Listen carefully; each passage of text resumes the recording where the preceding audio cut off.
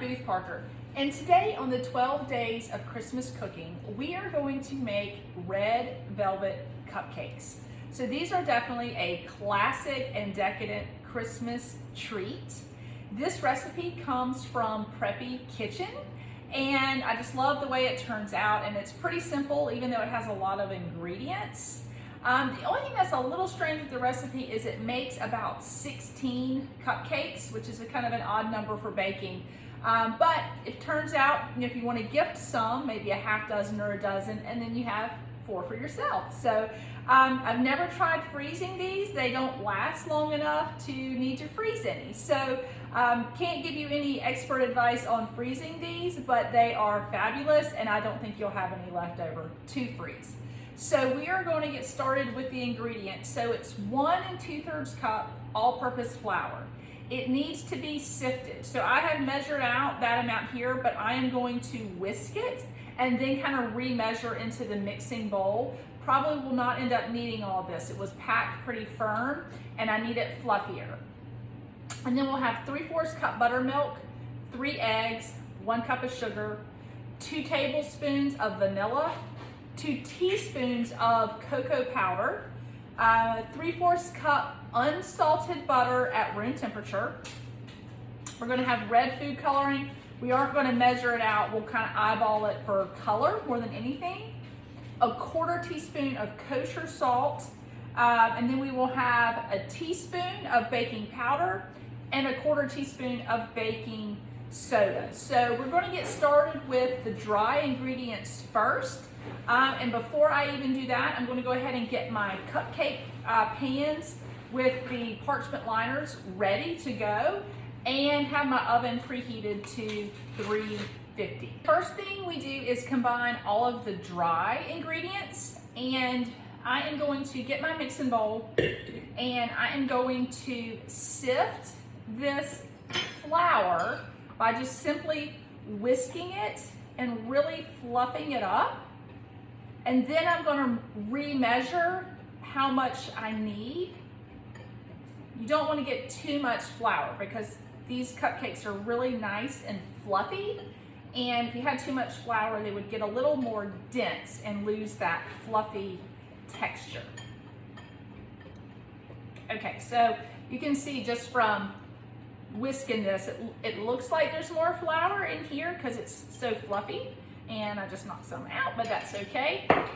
So now I'm going to remeasure the 1 2/3 cup. This is a 1/3 cup scoop, and I'm going to keep it very level and very fluffy so that I get the right amount. So there's 1 cup, I need another 2/3.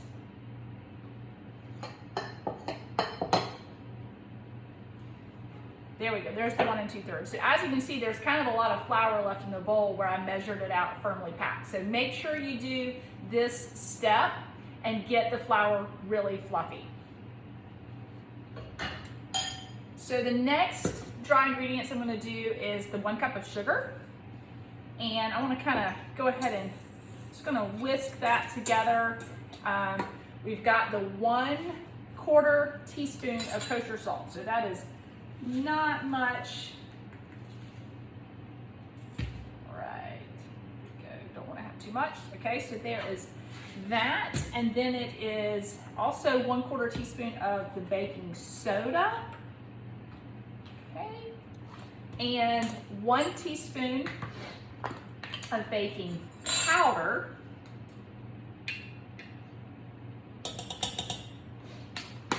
And then we're going to do 2 teaspoons of cocoa. If you want a little more chocolatey flavor to your cupcakes, you can add more cocoa. But I think these turn out great just with the 2. Okay, so there are all my dry ingredients. I am going to kind of whisk them together before I put this under the mixer. This is really easy, dry to whisk together. Okay, so that is all whisked together. I am going to put this on my mixer stand. There we go. And I am going to add the paddle. The paddle works great for this recipe. And then now we're going to add the butter. So you have the 3/4 cup of unsalted butter at room temperature, and then you want to slice it into tablespoon size slices. And we're going to add it gradually to this mixture and let the butter cut into the dry mixture. So I'm going to put just a couple in there to get started and turn the paddle on, and then just kind of keep adding them one at a time. And you want to do this until the butter is cut through, and it'll make the mixture crumbly.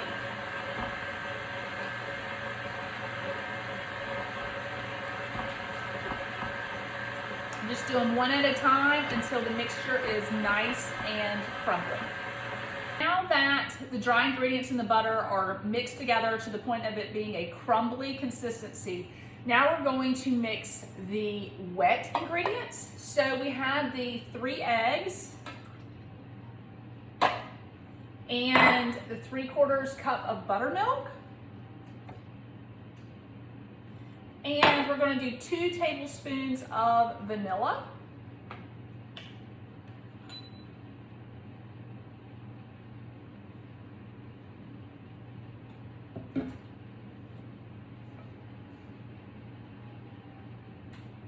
And then we're going to whisk this together.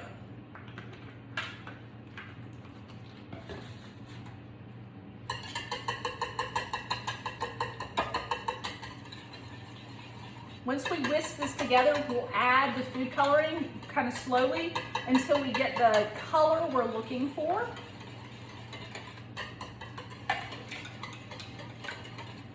This bowl I'm using kind of has like a pour spout, you can see, which is ideal for the next step. So if you have a mixing bowl with a spout like this, definitely recommend using it for this. Okay, so this is mixed and it's very yellow because of the eggs. So we're going to add a little bit of food coloring, stir it in, and just kind of do this slowly until we get a color we're looking for. Doesn't usually take much. The food coloring goes a long way, and try not to spill it because it definitely makes a huge mess.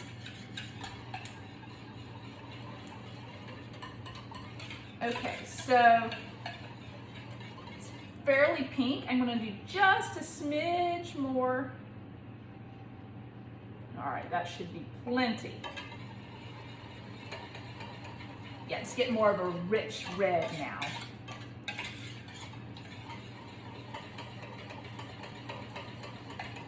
If you choose to add more cocoa because you want more of a chocolate flavor, you might need a little more red food coloring to overcome the color of the cocoa. So just keep that in mind. Okay, so this is nice and mixed together. We are going to slowly add this wet mixture to the dry. Do it on low and just pour it in slowly. So I'm going to turn that on, and then just kind of gradually, a little bit at a time, add in the wet until it gets nice and mixed through well. May need to scrape down the sides of the mixing bowl if some of it starts getting stuck there and doesn't look like it's getting blended well.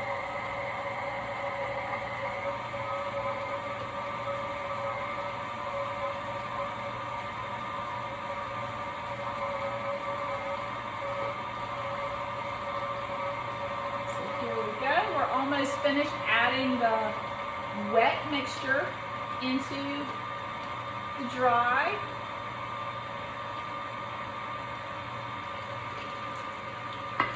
Okay, so all that is in there. I'm going to continue to let it mix for just a second, and then I'm going to turn the mixer off, scrape down the sides, and blend one last time.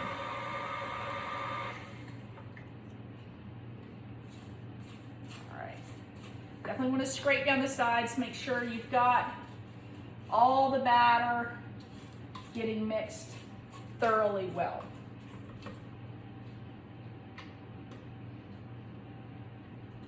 Okay, so I'm going to turn it back on for just a minute. And then the batter will be ready to scoop into the cupcake pan. So now I'm gonna scoop the batter into the cupcake liners, and then we'll bake for 15 to 20 minutes at 350. Definitely kind of want to keep an eye on them once they get to 15 minutes, and take them out if they're done. Don't want to overcook these, but definitely want to make sure they're cooked through. You can always take a little toothpick and check them in the middle. So, got my scoop here. I'm just going to add the batter to the cupcake pans and get these in the oven. While the cupcakes are baking, it's a great time to get everything ready for your icing. So the icing is going to do 3 whole sticks of unsalted butter, also at room temperature. So that'll be 1.5 cups. And then 2 8-ounce blocks of cream cheese softened to room temperature. We'll have a teaspoon of vanilla and a tiny pinch of kosher salt. The confectioner sugar, the powdered sugar, you're going to have 1.5 pounds. So the bags are normally 1 pound bags. You'll need 1.5 bags. And you're going to want to sift it like we did the flour. So I've got it in this bowl and I've already whisked it up to fluff it before we start creaming it with the butter and the cream cheese. Okay, so to start making the icing, we are first going to cream the butter together. So I'm going to put these right into the mixer and get it started. So I'm going to let that cream for just a minute, and then I'm going to add in the 2 blocks of cream cheese and cream that, and then add the vanilla and a little pinch of kosher salt before we start putting in the powdered sugar. So this is getting pretty creamy. I'm going to go ahead and add the first block of cream cheese, and then the second one. So I'm going to let that cream for a minute. May need to scrape down the sides. You can probably see that it's clumping around the paddle a little bit. So I'm going to turn the speed up just a smidge and let it cream, and then I will scrape down before I put in the vanilla and the salt. Okay, so I'm going to scrape down the sides a bit and loosen up any cream cheese that's hung here on the paddle. That kind of freed up. All right, and then I'm going to go ahead and add the teaspoon of vanilla.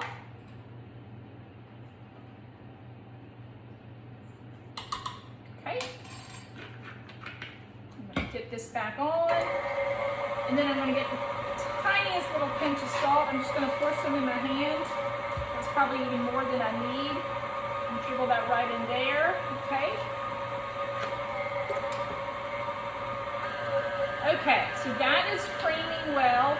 Now I'm going to start adding in the powdered sugar. It is really fluffy, so you want to do just a little bit at a time so that it doesn't make a huge mess. This is a 1/4 cup scoop. You could do a little bigger scoop than this if you wanted to. Actually, you want to keep the speed up a little bit.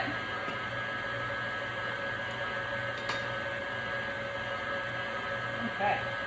I'm just going to continue to add in the powdered sugar until I've used it all. If you want a really stiff icing, add a little more powdered sugar. If you want it less stiff, you can lessen the amount of powdered sugar you use. So that will dictate kind of how stiff the icing gets. So I have my icing all ready. It's all nice and blended through. It's a great consistency. And now I'm going to add it into this, this bag. And I already have the icing tip in here, and then I will ice the cupcakes as soon as they cool. They're about to come out of the oven. I'm gonna let them cool for a little bit, and then I'm going to ice them. So you definitely wanna let the cupcakes cool before you put the icing on, or the icing will melt. And you can also, after you ice them, add some little garnishes like some pearl sugar or some red sprinkles or something fun like that. Here I have my icing in the bag, and I am just going to go right around and get the icing on each one, and they will be ready to serve.